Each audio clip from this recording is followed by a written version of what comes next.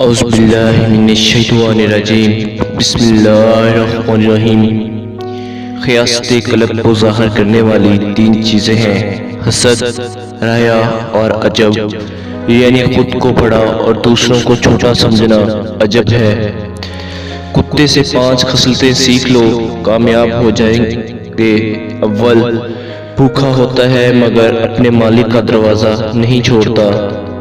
2, तमाम रात जागता है और मालिक के घर की चौकीदारी करता है। सोम, ख्वाह कितना ही मारे कभी किसी दूसरे के दरवाजे पर नहीं जाता। जहारम, उसका कोई अपना जाती मकान नहीं होता। पंजम, उसके पास कोई माल नहीं होता। सब इंसान मुर्दा हैं, जिंदा वो हैं जो इल्म वाले हैं।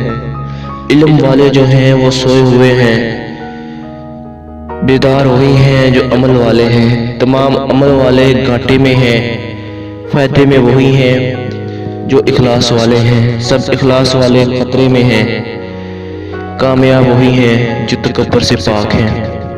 तो दोस्तों, अगर आपको मेरी वीडियो अच्छी लगी है तो प्लीज़ प्लीज़ प्लीज़ चैनल को सब्सक्राइब और वीडियो को लाइक ज़रूर करिएगा, ताकि आपको आने वाले मज़ीद ऐसी वीडियोस मिल सके। अल्लाह हाफिज़, शुक्रिया।